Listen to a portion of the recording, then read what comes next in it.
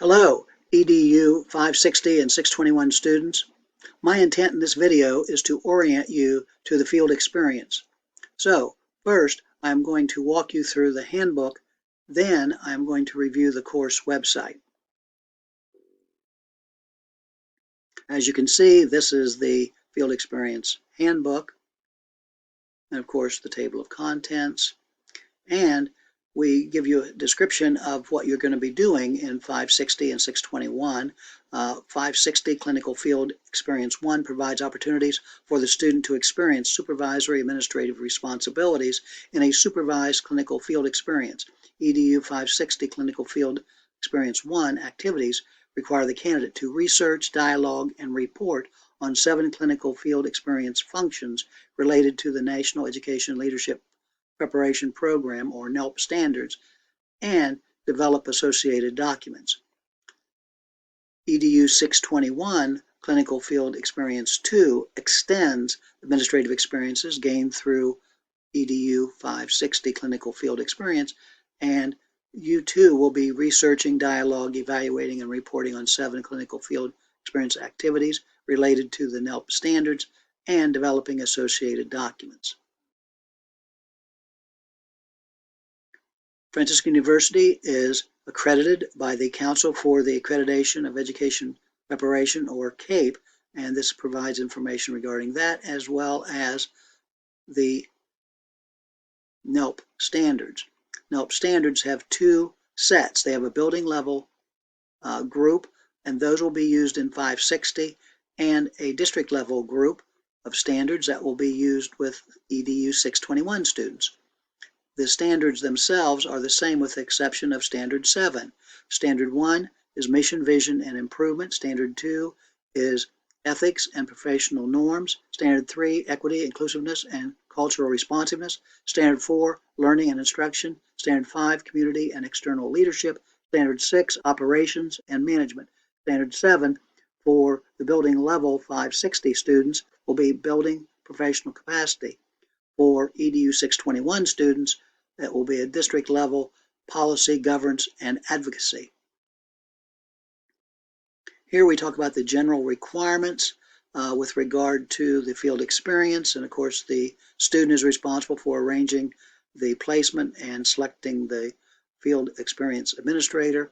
The student is also intended to be at attendance at all meetings, including the collaborative session that we will be having, as well as the virtual visitation session. Obviously, these meetings will be discussing and considering the development of the field experience activities and focus on the student's success, and the student will complete a minimum of 150 clock hours of field experience for each 560 and 621. So, what does a field experience student do? They assume the responsibility of determining the field experience placement and selecting the field administrator, as we mentioned. They meet with their field experience administrator, typically on a weekly basis or every other week basis, and the university supervisor as necessary, which generally would be at the Blackboard Collaborate session and at the virtual assessment session at the end of the course. Submits the clinical field experience assignments as required and assumes full responsibility for their success. The field experience administrator collaborates with the field experience student by guiding, directing, and rating the candidate's attainment of the content, knowledge, skills, and dispositions in relationship to the standards.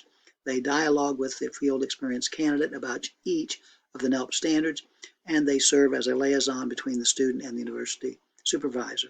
The university supervisor represents the university and oversees as well as coordinates the entire field experience, distributes all pertinent information about the field experience, arranges a Blackboard Collaborate session as well as the virtual visit with the field experience student and administrator, completes a visitation report, examines the student's documentation, evaluates the assignments and submits the final grade, and rates the student's knowledge, skills, and dispositions related to the NELP standard components, and shares that rating with the participants.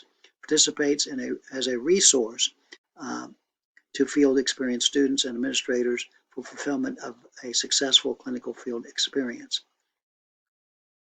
There are a number of documents that must be submitted that are required by the CAPE standards, and that would be the Clinical Field Experience Contract, the Student Data Form, and the Diversity and Exceptionalities Data Form.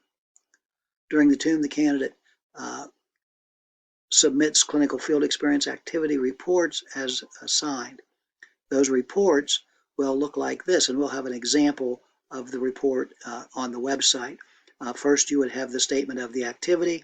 Then you would do research, and where you would examine 2 articles focusing around the standard.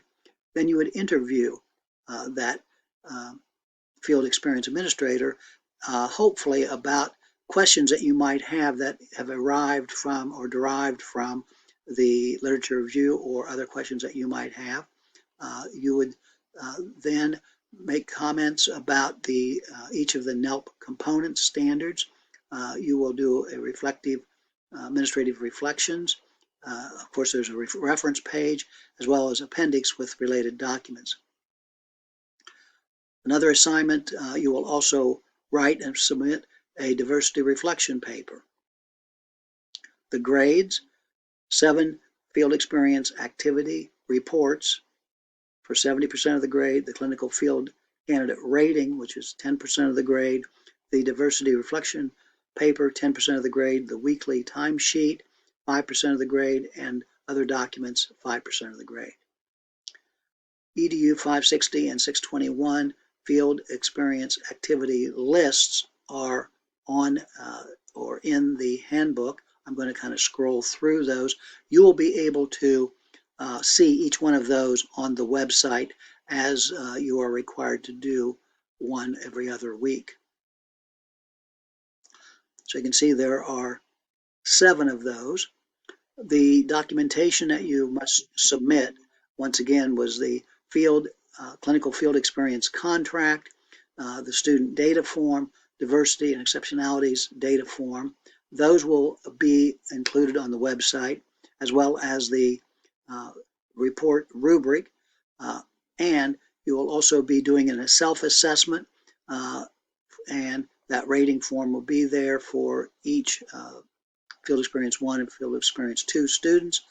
The diversity reflection paper rubric is included in the appendices, and the weekly timesheet log is there as well. So that gives you a quick review of the handbook. Now I want to take a look at the website. First of all, like all of our courses, you see here to the left the course introduction, the assignments, the announcements, information about the faculty, and the learning sessions, email, viewing your grades, etc. So when you click on the lesson, first week, you'll see prepare initial documentation and clinical field experience activity. And of course here, once again, we have listed the handbook, the assignment schedule, and of course you will be selecting your field experience site and your administrator. Of course, there's a Blackboard Collaborate session, and there is a place for you to upload the initial documentation. And for that first week, you are going to begin preparing for Standard 1. And I'm using the 621 site, as you can see here, rather than 560, although both websites will look exactly the same. So, for preparing, one of the things you're going to see in the preparation week is you'll see the standard listed for you. You're going to see, in this particular case, the report format, which we already went over, but you get to see it again, and an exemplar. We want you to follow that exemplar as far as the format very closely. Of course, in the meantime, you will be gathering and reading associated articles. We give you some keywords in your search. After you have done that, then you schedule your interview with your field administrator, and then you, in this particular case, you are going to be evaluating an existing continuous improvement process. So we give you some information for that. For 560 students, you actually will be evaluating a vision. And so that's what you would see in first week. And you'll see that repeated week 3, week 5, etc. When you go to the second week, we are now in the process of beginning to write. So you've prepared and you're ready to write. First thing you'll see is that rubric again for the field experience. These reports are to be written in APA style.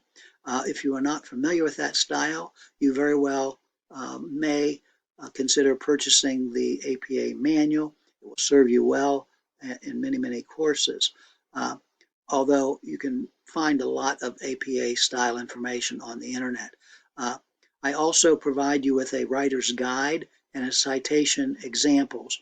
So you want to look that over very closely because I will be grading this with high standards reflected in the APA manual.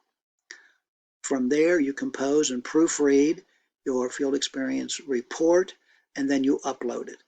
So that gives you the way in which the course will unfold. And of course, week 3, you will then prepare for the next standard and also be writing the